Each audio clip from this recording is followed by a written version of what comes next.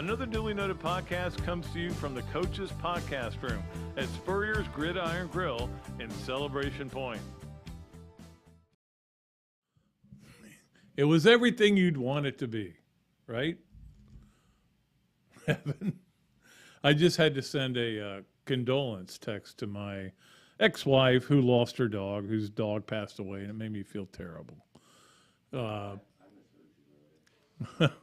You thought it was somebody else? I thought it was your ex-wife. No, it wasn't her. She's still very healthy, and she's a great person. Anyway, that would have been, I think I might have left the room, at least for a minute. But anyway, it was a dog. I love dogs, though. You know me. If you know anything about me, you know me. I love dogs. All right. It is time for another Dooley Noted Podcast. So we got off to a good start. Presented by Titan MRI from the Meldon Law Gator Studios. I think Coach Spur is going to be here Monday. Again, guys, I know it was Monday, or maybe you were looking for, if you were looking for the podcast, I appreciate it. But obviously, you got to take some time off. And I took Monday off, and that was kind of nice to have. I think everybody enjoyed the weekend that I've talked to, seemed to have a good weekend. We were very lucky that we got invited to a great barbecue out at the lake. Do you call it a barbecue if you're cooking burgers and, I mean, just stuff on the grill, or do you? It's a cookout to me. Yeah, we cooked on the grill. Barbecue's barbecue, right? Yeah, you got to have sauce. There was no sauce, but it was great. Mike and Michelle Martin, great friends of ours. In fact, I played today with Mike and Les, who was there too, Les Lewis and his wife Darlene, and Vince was there. There were a lot of people there. We had a great time on Sunday, and again took Monday off, took some time off from radio, kind of got a little more refreshed, ready to kind of go and do a lot of fun things. So I appreciate you guys being patient with me. I'm trying to take the podcast up a level. Okay, that's all I'm going to say. I'm not going to give you too much, but today we're going to introduce a new feature, and we could use a sponsor for it. That's the kind of thing I'm talking about. We're going and again, when we get to August, and especially into September, we have so much to talk about. We'll continue talking to the same group of people in terms of people that are no college football, people that are coaches here at Florida, people that are players, former players, people that are great in the media, people, the Paul Feinbaums, the Tim Brandos of the world. What our kind of our go-to kind of people are. And that's why we're getting great numbers. So I appreciate it, and we appreciate all of our sponsors. Today, Chris Doering is going to join us, fresh off his trip to Wimbledon. There's a conversation I cannot wait to have. The kid from PK Young at the All England Tennis Club. I got to ask him about strawberries and cream and all that, whether he did any of that or not. He's probably like, can you put a shot in here? Anyway, so we'll have him today, and then I think Coach Spur will be on Monday, and then we'll have another great guest on Friday. We're getting very close to media days, so it's only going to get better from here. I think we all, both on radio and here, we're able to take some time off, and we're feeling kind of better about where we are, mentally. So that's what it's all about. It is time for our Hand Law starting lineup. And of course, Chris Hand at Hand Law has done such a great job of being a great sponsor for us.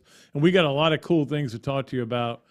Again, the starting lineup is brought to you by Hand Law, Florida law firm, which helps clients with government. You can learn more about Hand Law by visiting its website at www.hand.law. The firm is available for consultation in Jacksonville, and we appreciate Chris so much. Chris and I share all kinds of texts back and forth during things that are going on here, and we'll get to the starting lineup. And maybe some of you might not agree with what I think is the number one story for Gator fans, because I'm guessing, Evan, that most people that are watching this are Gator fans, right? I would assume so, yeah. Yes, most. Okay. Some of them aren't, and that's fine. But the number one story is what is happening with recruiting. And because a lot of people, obviously got a little put out when the Gators didn't get Jaden Rashada and Arch Manning and get rid. There were Fire Napier posts. I know that. I glanced at them. I don't want to read that vitriol that comes from, and again, we talk about it all the time. We talk about the silent minority at Florida, and it's a real small group, okay? And they're the ones that they'll tell you they're the reason that Mike White left. And I'm like, well, good. That's good for you. If you really want to take credit for getting somebody to have his family feel so bad that he had to leave, good for you. Great. We'll see what happens going forward. But those people don't matter. But the bottom line was there were some people that were in the Fire Napier camp. Guess what?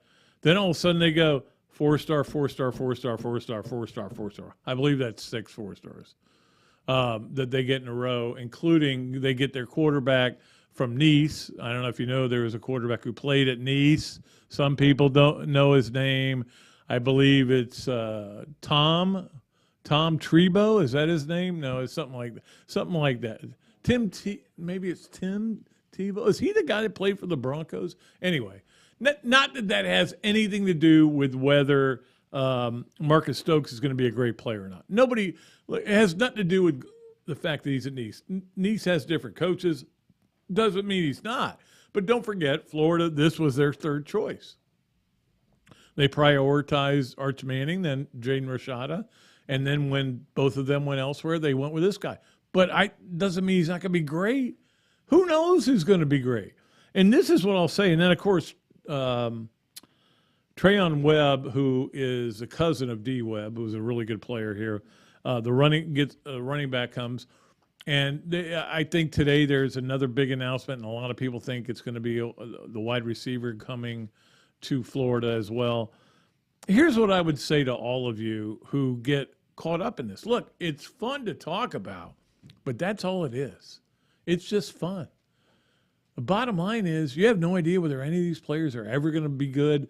And look, they are basically, the moment they commit, they are in a transfer portal that you don't even know about.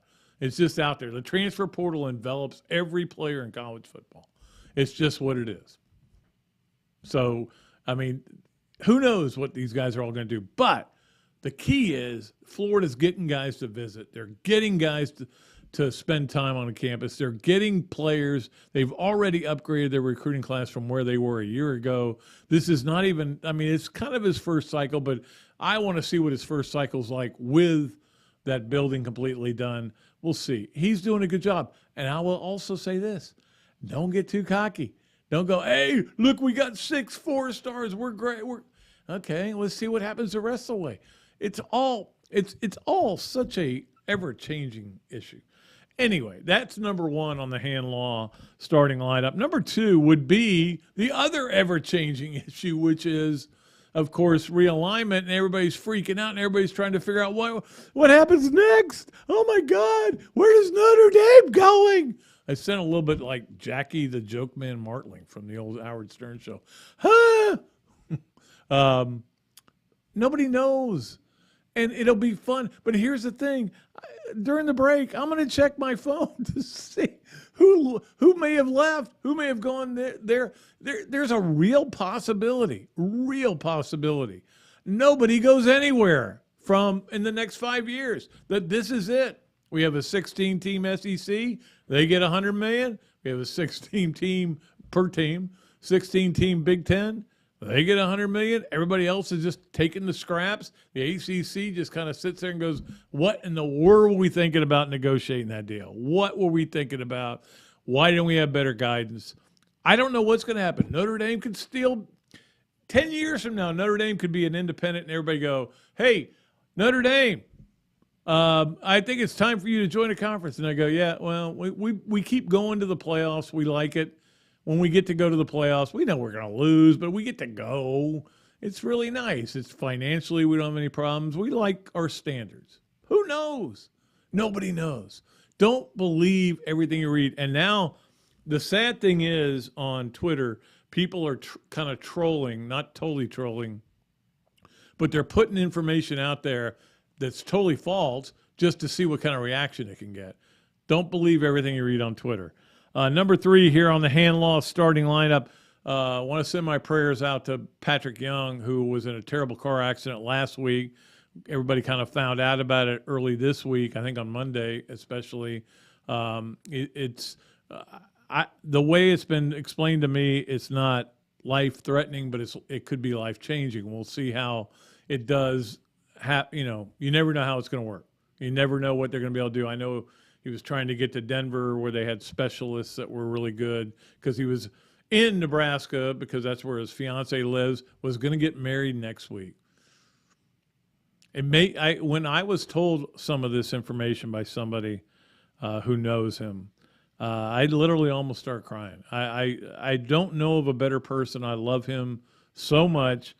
And all of you in the Gator Nation, send your prayers, send your karma, send everything to Patrick, and just hope that he can get to a point. It's not about whether he can play basketball again. I mean, he's pretty much done with basketball. It's all about being able to have a regular lifestyle. And, I know his fate is going to be a big factor, but it's depressing, really kind of sad. All right, number 4 on the now, for some reason I wrote, I know what it was. I got things discombobulated. Number 4 is that Florida does have a voice of the Gators. His name is Sean Kelly. I hope to meet him. I hope to get him on the podcast at some point. I know he's been doing radio everywhere, but we ask tough questions here. We don't ask easy questions. But no, I don't know Sean at all. A little disappointed in some of the. I'm not happy that Jeff Cardozo didn't get an interview. I'm not happy about that, but I also understand it. I understand that, hey, we know what you got, Jeff. We don't need to listen to you. We hear you for 70 games of baseball a year. But, we'll see how he is, see how Sean Kelly is. But I got to be honest with you. While it was a big story in the Gator Nation, I never listen to any games. I'm either watching it on TV or at the game, so I'm really not listening to any games. So it's not that big a deal for me. But it certainly is a big deal in terms of somebody I'll see in press boxes or see around. So I'm looking forward to meeting him. I'm looking forward to getting him on the podcast so we can talk to him. We got a lot of good people lined up. I think Commissioner Sankey's going to join us in a couple of weeks as well. And finally, number 5, it's not just a transfer portal for baseball. Florida has gotten some big commitments in other sports, and one of them was yesterday. Hurston Waldrop. That sounds like a name like of what Thurston Howe would name his kid. Thurston Waldrop will be coming in today.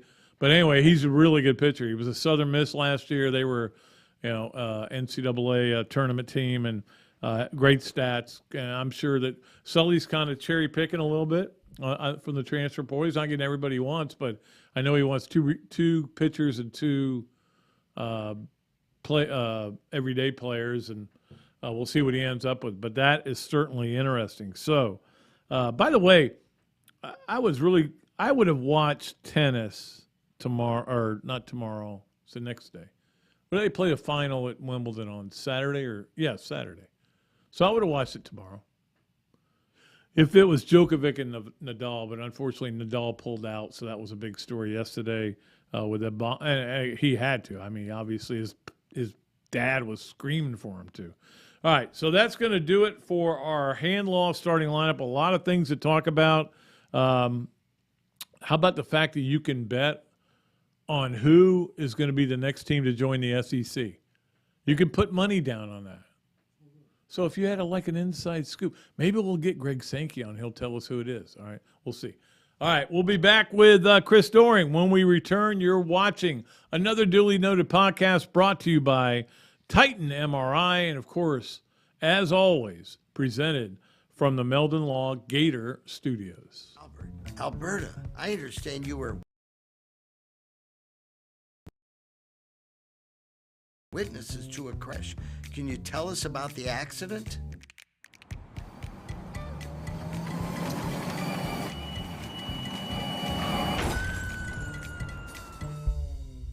When you're in a crash, it's important to get witness statements immediately after the accident. Whether you're in a car, truck, motorcycle, scooter, or even a golf cart accident, at Meldon Law, we won't back down. Another Dooley Noted Podcast comes to you from the Coach's Podcast Room at Spurrier's Gridiron Grill and Celebration Point. You can watch and listen to us on Facebook and YouTube for every podcast that we do on Mondays and Fridays at 2 o'clock. Listen to the podcast whenever on Apple Podcasts, Spotify, Google Podcasts, Overcast, any of the other 39 platforms where you can find this podcast or your favorite podcast. Remember to like, follow, and subscribe. If you have any questions or comments, leave them in the comments section below or call me if you want to do some advertising at 352-317-3444. Great food, great atmosphere, a diverse menu, everything made from scratch, plenty of space, and locally owned. These are all the characteristics of a great restaurant, and you can find each and every one of them right here in Gainesville at Ballyhoo Grill. Ballyhoo Grill prepares all of their food fresh every day, from their salad dressing to their award-winning soups. Bring your family and enjoy dinner under the Tim Trebo Tiki Hut while listening to live music. Or if you're running low on time to eat out, they also deliver through Uber Eats, Bite Squad, and Postmates. A Gainesville staple that's been open for over 30 years. Check out Ballyhoo Grill on Facebook or at ballyhoogrill.com. Hello there, everybody. I'm Pat Dooley, of course, from Another Dooley Noted Podcast. And this is a great Adam Brewer, and he's just opened up a place here, Adam Brewer To Go. What gave you the idea to do this, to have a to-go place? We really like the fast concept, being able to get the barbecue. Now we have this new online ordering. So before it was a call ahead carry out, quick service. We have like a curbside kind of a deal where everything's ready to go for you. And then we thought, wow, we have a really great dine-in concept, but how can we make this streamlined for the customer and make it easy and accessible for all parts of town? Adam's Rib Co. To Go. Come on down and enjoy it. Things have certainly got a little out of hand lately when it comes to just buying our everyday necessities. Just look at gas, streaming services, and heck, even chicken wings. Well, there is one necessity that shouldn't cost a ton: taking care of yourself and helping fix all the aches and pains in life, and the fine folks at Titan MRI agree. With costs a fraction of what you'd pay at a hospital, you'll not only save money, you'll be taken care of by staff with over 20 years experience. So when you need an MRI, call Titan first, and you can go where your doctors send their families. Now offering CAT scans. All right, welcome back to Another Duly Noted Podcast, of course, presented by Titan MRI from the Meldon Law Gator Studios. Appreciate Han Law's starting lineup. It was kind of fun what we talked about, and we'll talk about more of it now as we go to the Big Mills Cheesesteak Zoom line and bring on the great Chris Doering. Of course, you know him well from Doering's Got a Touchdown. You know him from SEC Network. You feel like you see him all the time. And, of course, Big Mills Cheesesteak, if you go in there and you mention that you watch a Duly Noted podcast, you can get free fries with your order. So, well, I know that Chris doesn't eat fries. You don't eat anything that I like, right? I try not to, but I understand that you were actually the voice of reason at dinner last night. Your wife was trying to talk you into bad order habits. She was, yeah. Look at you. I mean, she wanted to go blooming onion, and I went, nope, I'm going to pass on that. Hey, so I like it. Hey, I want to ask you something, though. You just mentioned people know me from Doering's Got a Touchdown. I feel like we're in this weird transition stage now with not only a new coach in the football side of things, but a new voice of the Gators. Man, how long do you think it's going to take this guy to acclimate to Gator Nation accepting him and being beloved after having to follow the footsteps of Mick? Yeah, it's so weird, Chris, because when Mick came here, there was no, welcoming party. I mean, everybody was like, why'd they get a guy from Toledo? And Mick tells the story, and people were misidentifying his name. And then the thing that changed everything for him was Doering's Got a Touchdown, because it got played the next day on every TV show and every radio show. So he should give you part of that house that he's got. He should at least have a room for you down in Sarasota, right? Yeah, at least let us do the financing for it. Let Chris Doering Mortgage help him out there. I mean, that'd be but it makes it even more ironic, I think, was the timing of it all. As you remember, not every game was on television like it is now. So that was a pay-per-view game. That wasn't on, yeah. most people actually consume that game over the radio, listening to Mick call it as opposed to getting to watch it on TV. So I think that even further helped the legend of that call and how quickly it spread. It's a funny thing I was just talking about. I really don't listen to football games on the radio for Florida because I'm either there or I'm watching it on TV. Like that's just the world we live in now. But what you need is somebody who gives you the great call, and then you play it back on Twitter. That's the bottom line. You're basically playing to a Twitter audience. A lot of times at the SEC Network, we will end up using highlights where we take the local radio call and use it at the end of the day too. So that's a way to get a little bit more reach. But you're right, social media is probably the way that most people are going to end up hearing the call, because I mean, with every game on television, who's going to choose to just sit and watch it or listen to it on the radio without having the ability to go ahead and consume it visually as well? Hey, by the way, did you even apply for that job? Did you have any interest in that job? Dude, I have zero interest in trying to be a play-by-play guy, dude. I respect the hell out of what guys like Dari Noka, Alyssa Lang, Peter Burns do, being able to kind of be the traffic cop. I like being able to react. I don't like having to be the setup man and distribute. I'm more of a scorer than I am assist man. I've seen you block a shot too. It was my girl shot, actually. A female No, Oh, okay. You blocked my shot that one day. That one day at the Swamp Shooters, and I'm never going to forgive you for it, okay? I don't blame you. I blocked your shot because, it was when you snuck on the court as an extra guy. In my flip-flops, yeah. I wanted to make sure you didn't score, but I actually got booed at a Swamp Shooters game. We were playing somewhere, and this girl was lighting it up, and everybody was letting her shoot, and I got tired of it, so I blocked her shot. And, everybody booed me. So you know me to be a pretty competitive guy. I'll say that to my downfall, that is an attribute that's good and bad, I think, sometimes. Very competitive guy. Let me ask you about going to Wimbledon. You just got back, and obviously that's a bucket list place for me. Yeah. And my dad actually. My late father actually got to go there, and he was. I mean, that's all he would talk about for weeks. What was it like for you? I kind of got that same feeling. It's like having been at summer camp with this great experience. We went over to Barcelona first, spent a night there, then went to Mallorca for a couple of days before going to London. And this was my second time getting to attend Wimbledon. Went 2019 pre-pandemic, but man, it is so cool. The tradition. Just being there and experiencing, what the visuals are with the white everywhere and how attention to detail reminds me a lot of going to Disney World, where everything is absolutely perfect. We got great weather in the low 70s. So I couldn't have really asked for much more, but got to go July 4th and 5th. So we saw Kyrgios win, beat the American, and then saw Djokovic come back from being down 2-love and winning in 5 sets. So that was awesome as well. Are you a tennis guy though, or is that just an event you wanted to go to? I'm not necessarily like the Derby. People want to go to the Derby, but it's just horses. I want to go to the Derby as well, but more for the party. And most people want to be in the fancy part. I want to be out in the infield with the Mardi Gras kind of scene. But I do want to do that. But yeah, it was more of a sports bucket list kind of thing to do. And having done it once, it makes you want to go back and do it again. So we did one day where we dressed up with the pants and suit coat and went a little bit more casually. But it really is a cool thing to get a chance to experience. But it also makes you, when you watch the U.S. Open or the British Open in golf, it makes you think you can go out and shoot, 72 or something. It made me feel like I could go out there and compete again. I haven't played much tennis in a long time, but I think I'm gonna get some lessons and maybe see what my over 50 possibilities are in a year when I turn 50 in May. Well, for you, casually would mean no shirt. So I hope you wore a shirt the whole time you were there. I did wear a shirt there. They're much more proper. I think if we're at the U.S. Open, you could get away with having the shirt off, but wouldn't try that at the All England Tennis Club there. Hey, I was on a radio show a few weeks ago, and they asked me about that you were going to go try to play football in Europe. Was there any truth to that?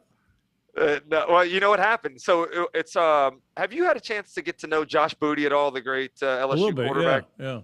Josh is awesome, and you'd love him too, one of us and enjoys having a good time. But he went over to Germany last year and played for the American team in some sort of tournament. And he's been trying to recruit me to go over there with him this year, which in my mind sounds like a good idea until I realized, Josh played about a quarter before he took a shot in the ribs and was out the rest of the game. So I don't want one of those shots to the ribs or even worse to the head. But in my mind, I feel like I could go out there and at least catch some slants and fades. Well, let me ask you this, because obviously your work at the SEC Network, we love it. We love seeing you on there. Love seeing you all over the different platforms that they have over there. You're sitting in a situation where you're a former player, a Gator fan, or a fan, let's just say a fan of college football, and you're also an announcer that has to have strong opinions. And you there's probably times where you go, well, here's what I want to say about what's going on with the realignment and what's going on with USC and UCLA and Texas and Oklahoma. And there's part of me that's going, this may be bad for college football, so should I be even more against it? I mean, what do you have to do? How do you balance that? It's an interesting dynamic, isn't it? I mean, taking it a step further, obviously ESPN's a big player in a lot of this, as the reports have indicated.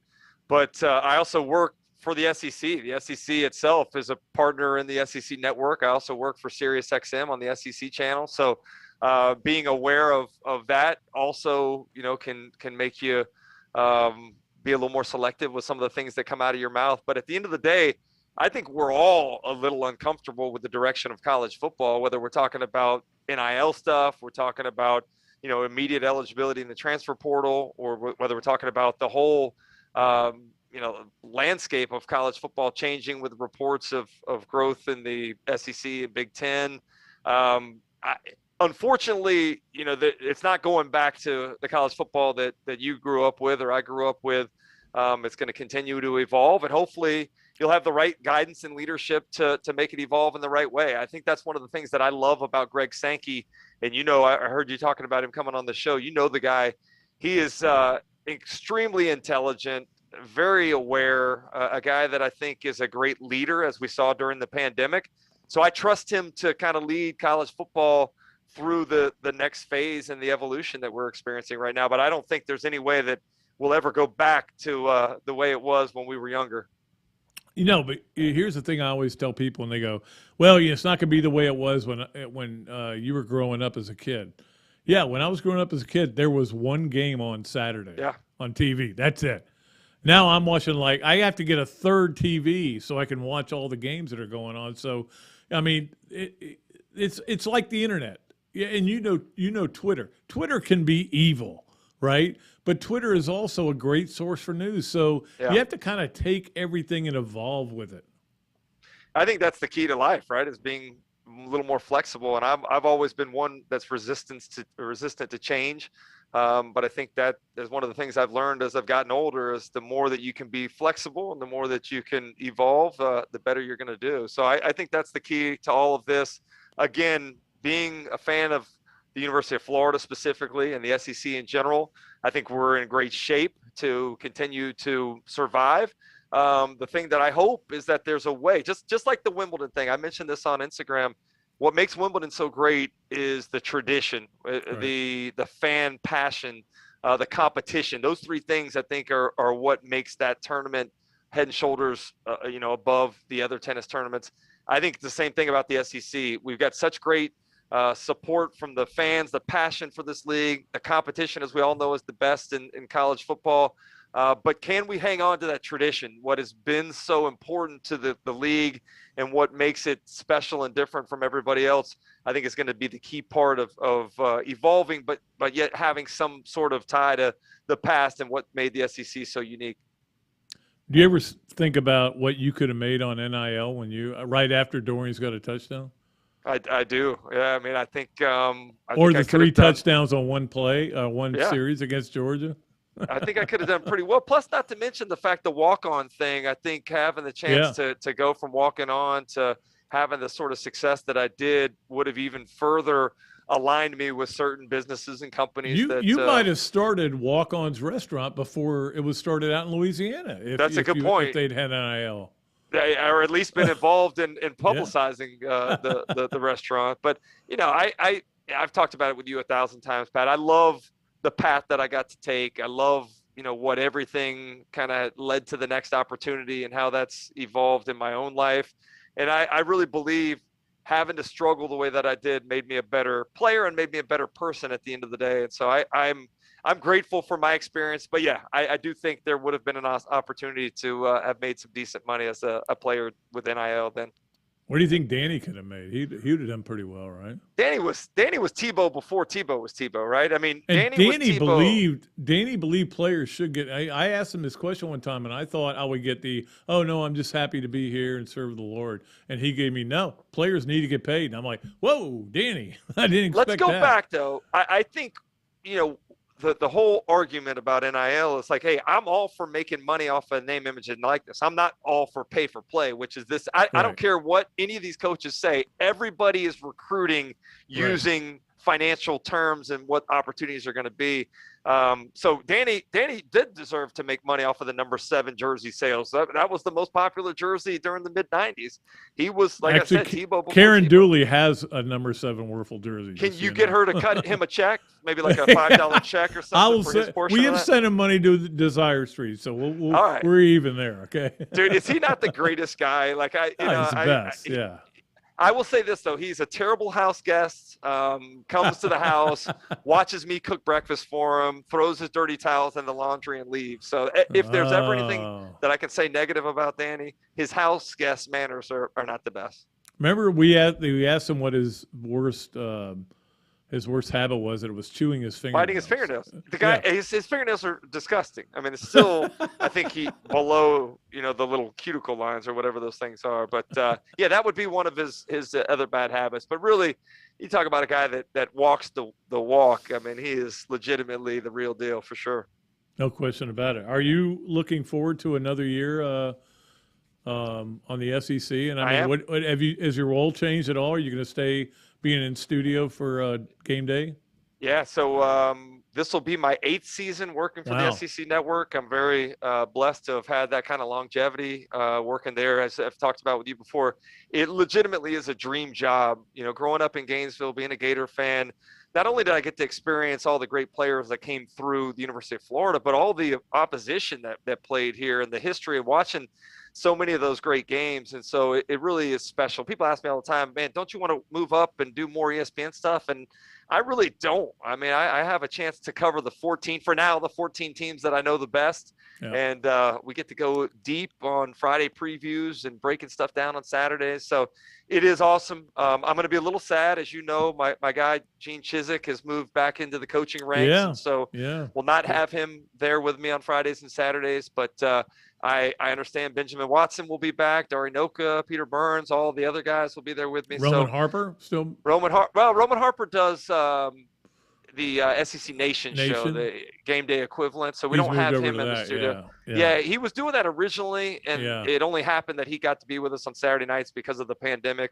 They weren't traveling, so that was just a temporary thing. But I love Roman. Is awesome. I don't know how much you know Roman, but he's tremendous. But that's the thing, man. We get a chance to work with all of these guys that played at different schools, and there's so much that we all have in common. It's the different jerseys, different traditions of the schools, but so much similarity that we all share, with the biggest being the love for this conference. Well, and that's the thing. I hated you, but now you get to know him. You're actually a good guy. You were doing the best you could for your team, and that's the greatest compliment, by the way. I hear that all the time from opposing fans, which they hate you. If there's apathy towards you, it means you did nothing. But when they tell you that they hated you when you played at Florida or whatever school you played at, that means you affected their lives and did something positive for your own school. So I'm pretty happy to hear that from other fans. Your former head ball coach probably has so much of that built up. I mean, all that hatred. It's like a big giant pile. Don't you think that people have kind of come to love him now? Oh, it's changed. Going to South Carolina and now, being out, and I think there's just a great appreciation for him. As you know, I had an opportunity to go to Birmingham with him about a month and a half ago when he got the Nick Saban Award there in Birmingham, and it was, just the amount of love that people have for Coach, even just, stopping at the gas station and seeing all the fans kind of wanting to talk to him. It really is cool. And I think maybe my favorite part of that was the dynamic between he and Coach Saban, and the way that Coach Saban talked about Coach Spurrier. I mean, I think we all recognize Coach Saban as being the greatest of all time, but the reverence and the respect that he was showing to Coach Spurrier was really cool for me to get a chance to watch. All right, before we let you go, and I could talk to you all day, you know that, Chris. You're my guy, love dude. you, love you like a brother, man. Love you too, man. Our Big Mills cheesesteaks, yes, no way, or maybe, which is we do this with all of our Zoom guests. And Big Mills cheesesteaks, fine dining done right. Again, you can get free fries if you mention the Dooley Noted Podcast. Number 1 on yes, no way, or maybe. I just did a ranking of all the SEC all the wide receivers at the University of Florida, 1 through 12, Dooley's dozen. I had you third. Was that ranking too high? Third in the all-time greatest wide receivers in the history of the Florida program? Yes. Yeah, that's way too high, man. I love you for putting me up there, but that is, I mean, I have so much respect. I say this all the time, and I get in arguments with Florida fans. Say what you want about Tebow, Spurrier, and Warfel. Percy Harvin was the all-time greatest player in the history of Florida football. You know, what he was able to do. That's the hard part with Percy is can you make him the number 1 wide receiver, because it was everything he did, like with Wes Chandler. And a lot of people got mad at me because I had Wes Chandler 9th on the list. Wes Chandler was great, but I mean, he probably had 30 catches a year. So he was a great player, but as a wide receiver, I kind of went with guys who, who do you think was number 1 on my list? Who do you think was 1? I would say, was it Ike Hilliard? It was Ike Hilliard, because Ike Hilliard came up biggest in the big games. Dude, that whole group, I talk about it all the time. My senior year, our starting 5 was me, Ike Hilliard, Riddell Anthony, Jaquez Green, and Travis McGriff. There were NFL teams that I played for that didn't have the depth, the talent that we had on that Florida team. All those guys are on that list, by the way. I just happened to be on it because, remember, there was some list you did 5 or 10 years ago where you accidentally left me off completely. I think you told the story about that. I don't know if you remember, I just happened to be included. Leave you off. I think it was great Gator Greats from the city of Gainesville or something. I forgot whatever it was. But number 2 was Carlos Alvarez, who I know you know very well. I do. You know what makes it special? The Carlos Alvarez thing for me was my parents were in school around that time, and listening to them talk about what a great player Carlos Alvarez was. You know, I think that was what was cool for me growing up a Gator fan, was because not only, was I able to watch these things as a kid, but I heard the stories from my parents, who were both Florida grads, and had an appreciation for what Coach Spurrier meant to the program. Before there were any national championships, the only thing we could hang our hat on was, hey, we had a Heisman Trophy winner in Steve Spurrier, who won it back in 1966. And now, there's so much more that we celebrate. But for a long time as a kid, he was the one bright spot of the Florida football program. Absolutely. Number 2 on yes, no, we are maybe, brought to you by Big Mills. So it was Carlos Alvarez 2, Ike 1, and me 3. And you were 3. Wow. 4 was Percy. I Percy appreciate was that. 4. All right. I thank you for that. Who has the most touchdown catches in the history of Florida? You're right. For example, a lot of people were amazed that I had Andre Caldwell on there. Andre Caldwell caught more passes than anybody in the history of the school. Yeah. I kind of look at numbers matter to me. For sure. And I there were people for a long time when I held that record, the SEC career touchdown reception record for 25 years. People would say, "Oh, but you stayed for your senior year, other guys didn't." I didn't play as a freshman, so I thought the most fair way to go about doing it was how many games you played in. What were your touchdon? What was the touchdown per game? Yeah, per game number. Yeah. Well, Wes Chandler might have been number 1 on that list. He's another one. I remember watching him in the pros, but I heard the stories from my parents as him as a player. He was incredible, and I probably had him too low. So I should just flop you and Wes Chandler. Is that what I don't want you to do it now. I appreciate it. All right, number 2 on yes, no, way, or maybe. Texas A&M finishes 2nd in the SEC West. I'm going to say no, just because I believe that this year's SEC West is the deepest, most talented division in the history of college football. And I know divisions are a thing of the recent past, but I look at the floor of the West, how it's come up so much with improvement at Arkansas, Mississippi State, I think, has a chance to be, a surprise team this year. Right. Ole Miss getting 10 wins last year. LSU with Brian Kelly. The team that I probably feel the worst about is Auburn. And, there's some things to be excited about with them. So I think that's going to be such a meat grinder. I think Alabama wins the division, but I think you could make an argument for 2 or 3 other teams. And I'm not sold on the quarterback situation there. Like, everybody is so me apt either. Yeah. to hype up A&M.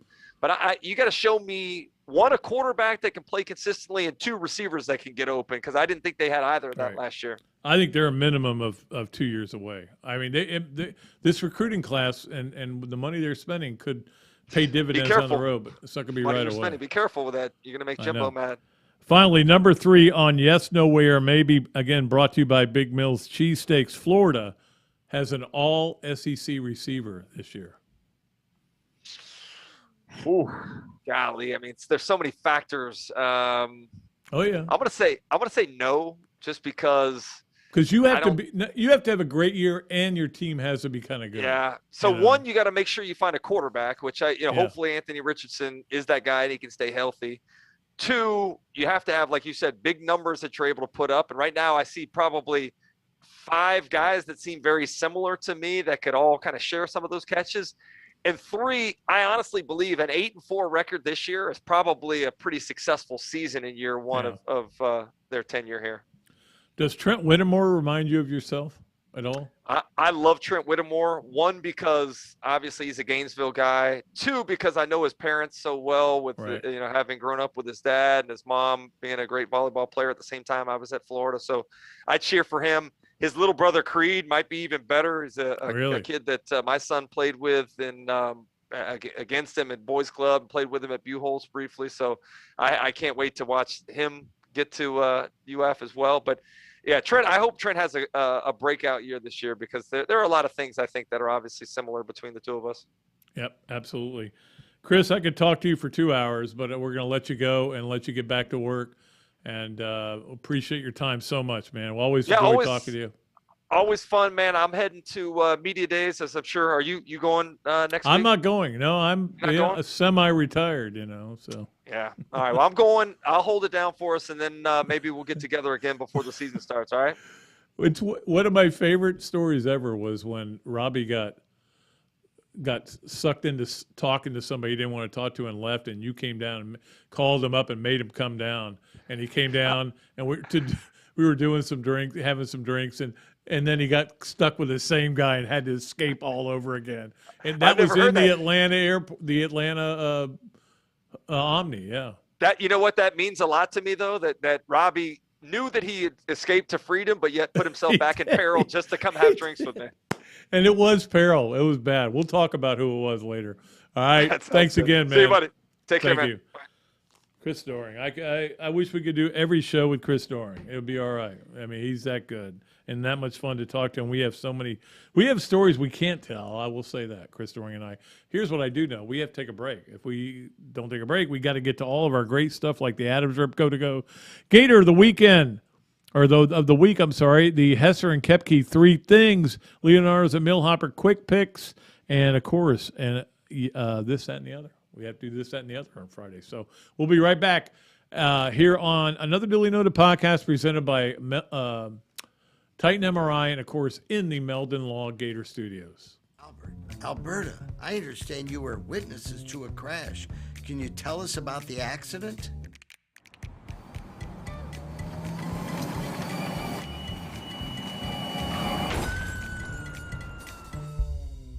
When you're in a crash, it's important to get witness statements immediately after the accident. Whether you're in a car, truck, motorcycle, scooter, or even a golf cart accident, at Meldon Law, we won't back down. Another Duly Noted Podcast comes to you from the Coach's Podcast Room at Spurrier's Gridiron Grill and Celebration Point. You can watch and listen to us on Facebook and YouTube for every podcast that we do on Mondays and Fridays at 2 o'clock. Listen to the podcast whenever on Apple Podcasts, Spotify, Google Podcasts, Overcast, any of the other 39 platforms where you can find this podcast or your favorite podcast. Remember to like, follow, and subscribe. If you have any questions or comments, leave them in the comments section below or call me if you want to do some advertising at 352-317-3444.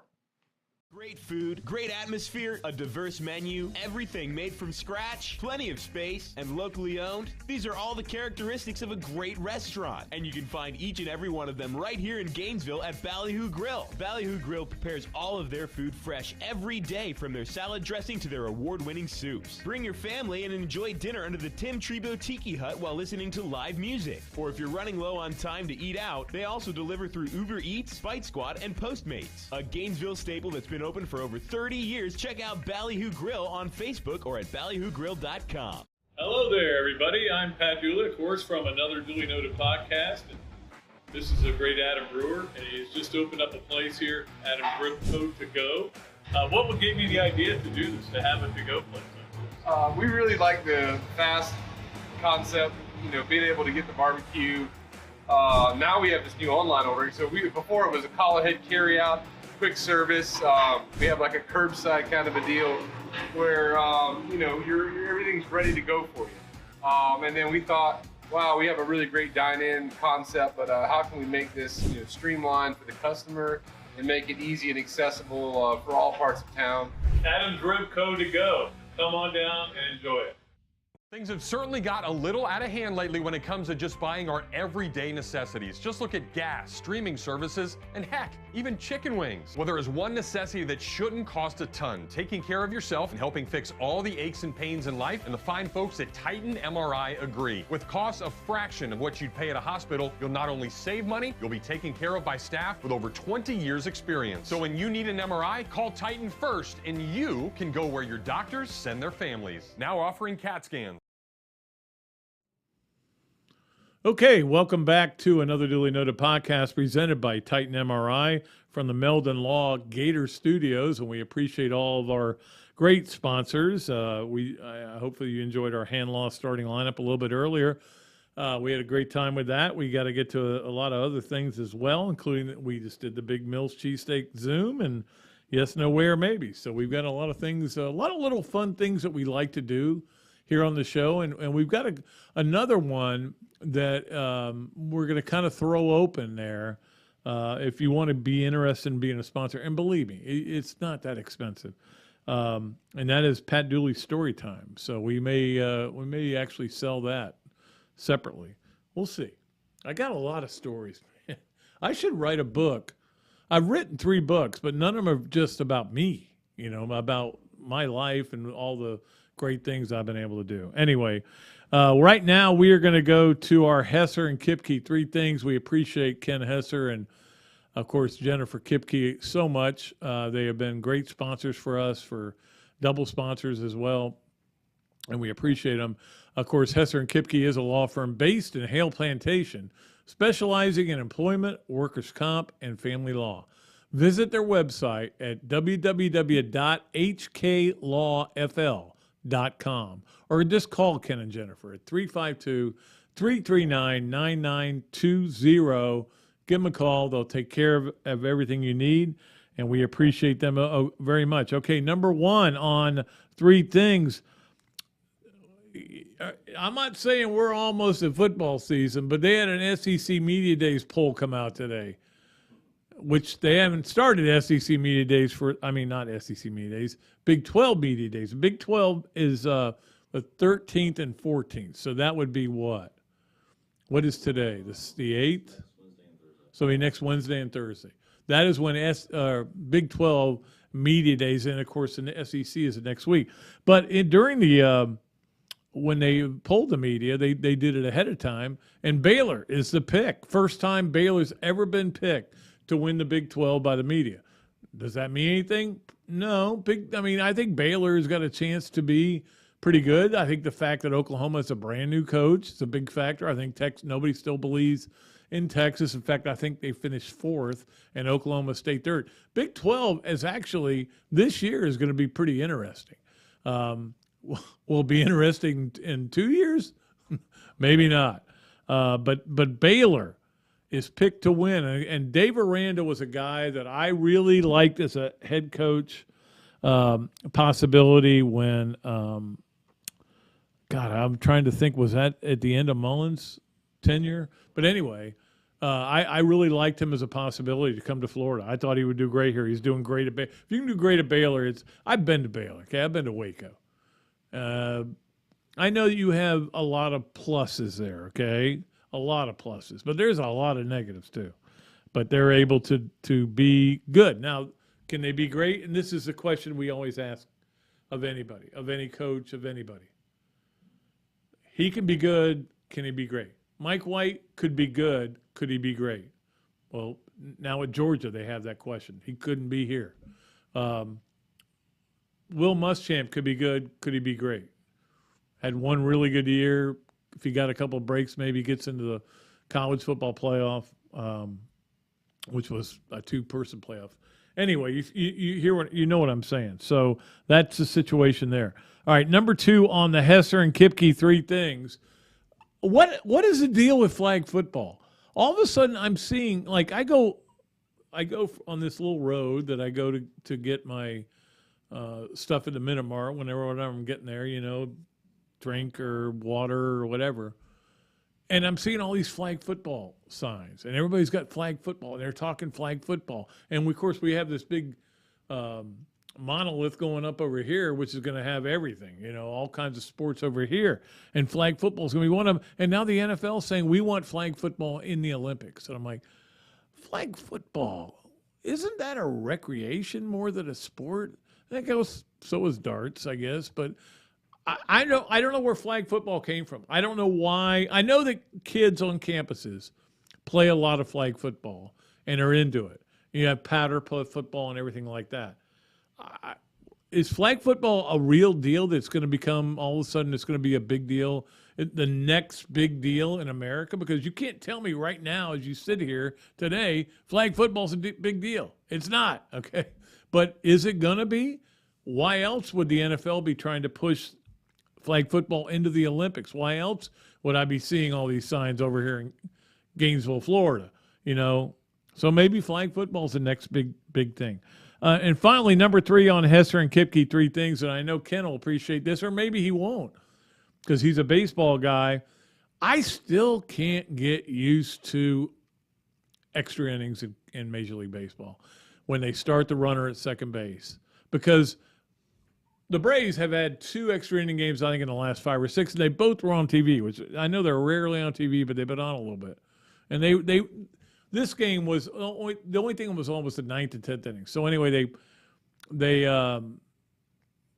tied the game. The game was tied. They go to the extra innings, and all of a sudden I went, wait a minute, why is there a runner on second? I still haven't gotten used to it. It's been 3 years now, right? Because it was the COVID year and then the COVID-ish year and the new COVID light year, I think is what I would call it. So I still can't get used to it, though. I just can't.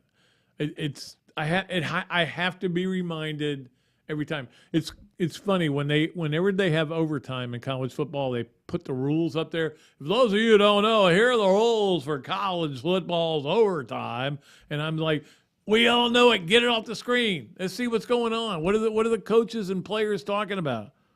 But baseball, I need that. I still need that rule to be explained to me. All right, that is our Hesser and Kipke 3 things, and we thank Ken and Jennifer for being a big part of our show for a long time, and we appreciate it very much. All right, it is time for our Adams Ribco to Go Gator of the Week, and we've told you that we're going to do some other things with Adams Ribco to Go Gator stuff, but I felt like I wanted to do this one because our Gator of the Week is Camilo Villegas, who shot a 65 yesterday. Now, there is another tournament going on that's not over in, because obviously the Scottish Open is going on and the British Open, but there are still PGA terms. And this is one of those things the PGA does that I don't think people appreciate. That, look, just because the major tournament is over there across the pond doesn't mean we're not going to still set up an opportunity for you. Like the person in this tournament, it's called the Barbasol Championship. Those of you who shave with Barbasol, it's still $3.5 million total. I mean, that's the kind of thing they do. This is why people like Billy Horschel and me get upset when people complain about the tour. But he shot a 65 in the first round. He's getting ready to tee off in about 15 minutes in the second round. This tournament is in Kentucky. I am hoping when I go home that it'll be on. I don't know if it will or not on the Golf Channel. Maybe able to watch a little bit of that. Camilo's story is a sad one. As we all know, he lost a daughter. Actually shaved his head because she was going through chemo. Was a star on the PGA Tour. Kind of lost it a little bit before all this happened with his daughter, and then it was very hard to recover, I think, because of all the terrible tragedy that he went through. I love the guy. He has been so great to me whenever I've interviewed him, whenever I've talked to him. He's helped our golf tournament out. I hope he does well. Now, he tends to shoot a really good number in the first round of some of these tournaments and fall off. I'm going to be rooting for him very hard. But Camilo Villegas is our Gator of the week. Let us go to our Leonardo's and Millhopper quick picks. And the one I gave you last week, guys, I know it was last Friday because we didn't do a show Monday.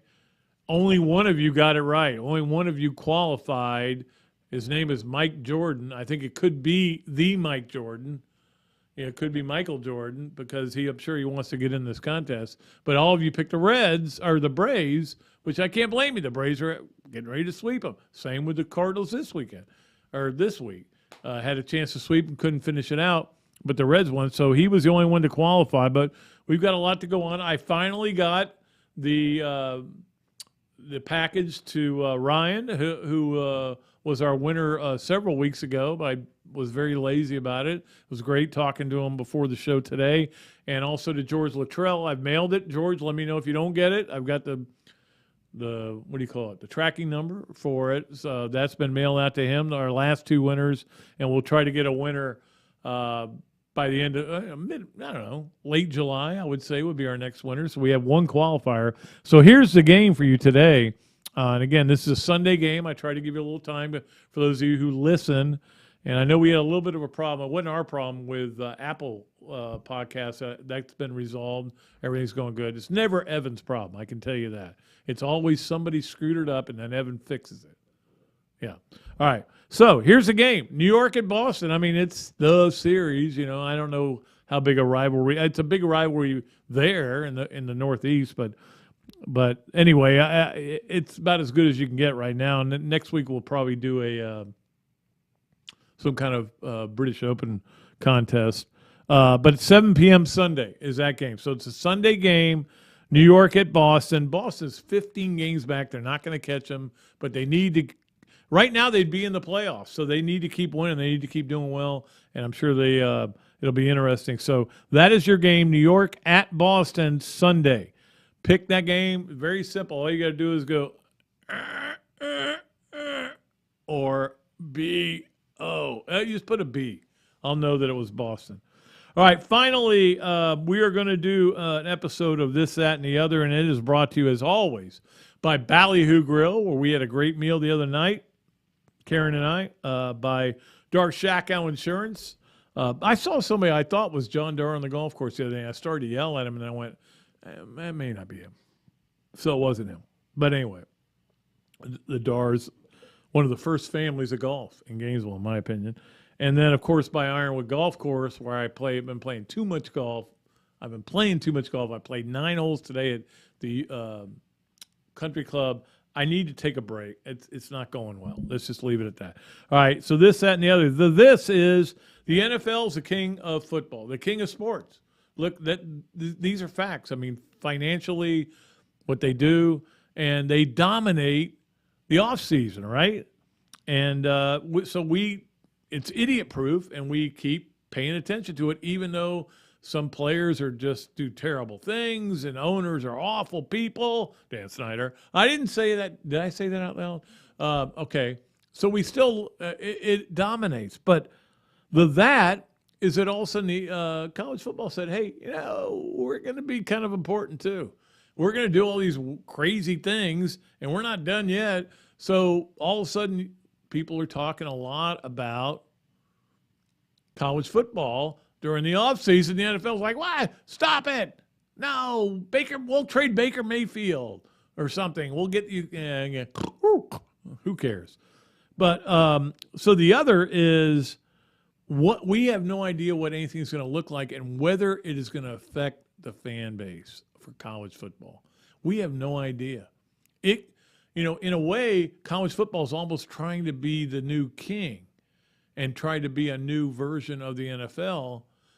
I don't know what it's going to end up looking like. I've said this before, like when Chris was on, you can't worry about it. Whatever it is, you're not going to have any impact on it. Either you watch it or you don't. But it feels like the college football is now becoming a version of the NFL. It doesn't mean it's going to be a lesser version, and that's I think what college football is hoping for. But look, we have no idea what's going to happen over the next week. Like, I'm afraid that while I was doing this show, I missed something on my phone. Let me look. No. No.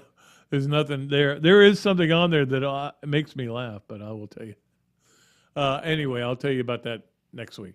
All right, so that's going to do it for the show. Appreciate all of our great sponsors, and, of course, Titan MRI for sponsoring the show, and Meldon Law Gator Studios, and Hand Law, and Hester and Kipke, and Leonardo's, and Adams Ribco, and Ballyhoo, all you guys, Big Mills, all you guys, we appreciate you. And we're going forward now. I mean, we kind of needed some time off. Now we're going full speed ahead, and we'll have some great guests coming up in the future. Until next time, I'm Pat Dooley. I am deep, I'm way back, and I am out of here.